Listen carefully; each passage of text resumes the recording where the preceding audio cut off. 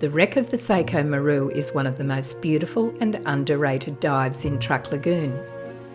Resting in the southernmost area of the 4th Fleet anchorage, the Seiko is the first in a line of wrecks just out from Atan, the former aircraft base. Her proximity to the channel means the wreck is sometimes affected by current, which explains her colourful blanket of growth. Lemon sea fans and large oyster shells cover the alleyways along the entire superstructure. This section of the wreck can only be described as stunning. The design of the centre superstructure and the rear engines confused the American pilots, who described her as an oil tanker rather than a cargo vessel. A notable feature of this wreck is the number of huge ventilator shafts standing high above the deck. Fitted to allow air into the lower spaces of the ship, they make the vessel look like she was built in the 1920s.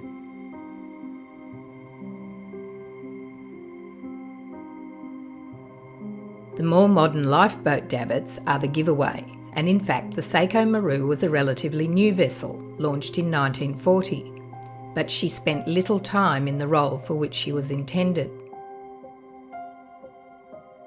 Her holds are mostly free of cargo, except for these wheels, their purpose unknown. A number of torpedoes share the space in the forward holds.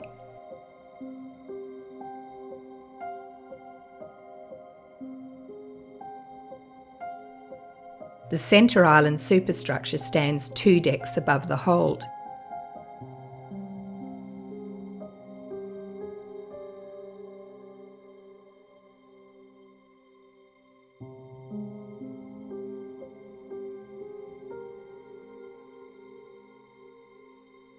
A room on the side of the bridge contains an electric motor and 2 phones mounted on the wall.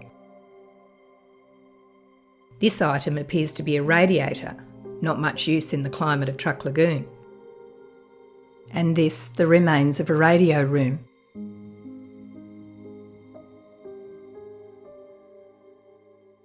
The centre island deckhouse is remarkably intact and easy and safe for divers to explore.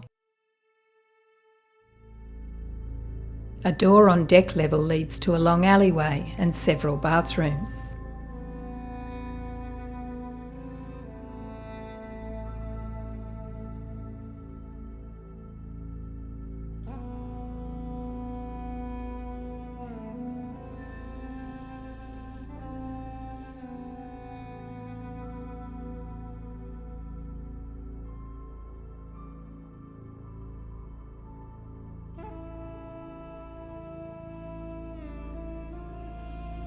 Close by is the ship's galley, with stove and cooking pots. The room is divided by this grille, common to several of the shipwrecks in Truk. There was a roof over this section of the bridge, but it has long since collapsed, leaving the 2 telegraphs and helm exposed.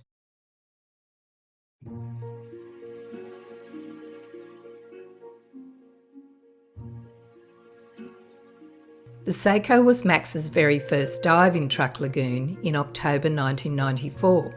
He captured this image with a Nikon S3 camera.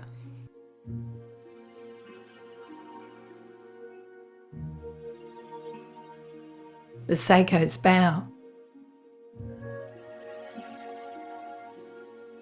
An old field artillery gun with only the rim of the wooden wheels left is evidence of a makeshift effort to fit this merchant ship for war. The Seiko arrived in a small convoy in early February 1944.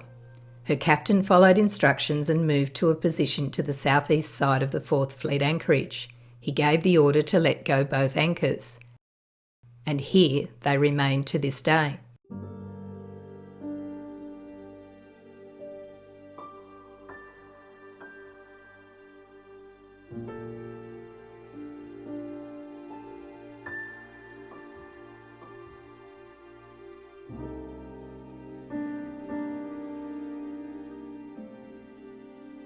A ladder leading up to the top of the funnel is covered in sponges and barely recognisable.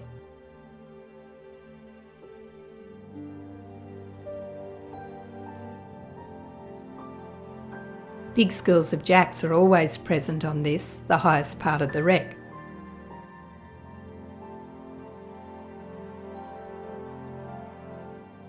A silhouette of the rear mast and funnel, and in the foreground, one of the lifeboat davits.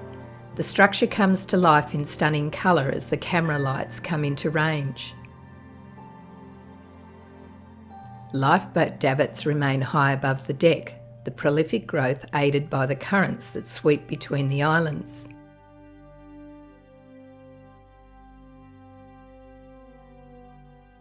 Just in front of the engine room deckhouse, 2 spare propeller blades are secured to the bulkhead.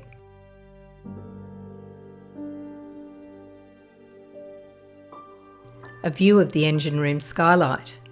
The side of the structure is an underwater garden showing the best of both wreck and reef diving.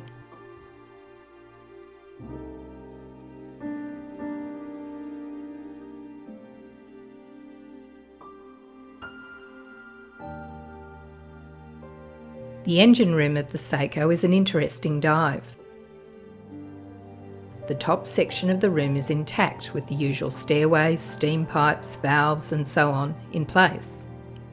But a view down to the floor reveals an interesting fact. The engine is not there, and here is the reason. The torpedo struck the hull in the vicinity of the engine room, leaving a massive hole. The engine must have been completely destroyed, blown into many pieces that fell through the bottom of the ship to the ocean floor. It's likely the ship came to rest on top of it. The mountain peak on Dublon hasn't changed since it witnessed the attack on the Seiko over 75 years ago. Here, a bomb explodes close to the Seiko Maru and the Hokkyo Maru.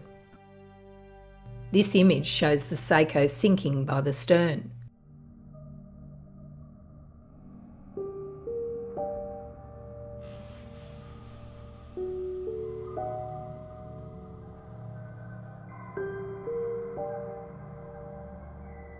The rear deck houses were all damaged by the attack.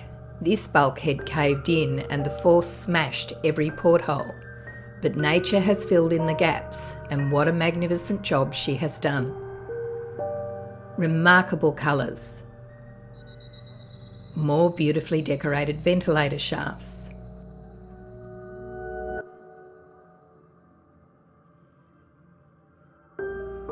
Kieran, our dive guide, makes a quick attempt to clean up the wreck's rear telegraph.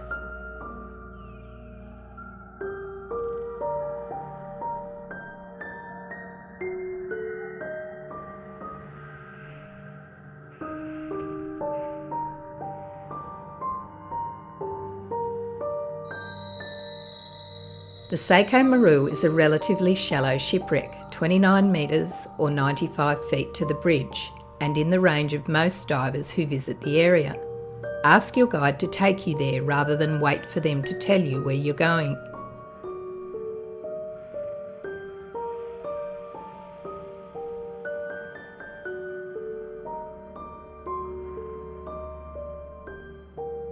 This underrated and very intact dive is a must for any visitor to this remarkable place known as Truk Lagoon.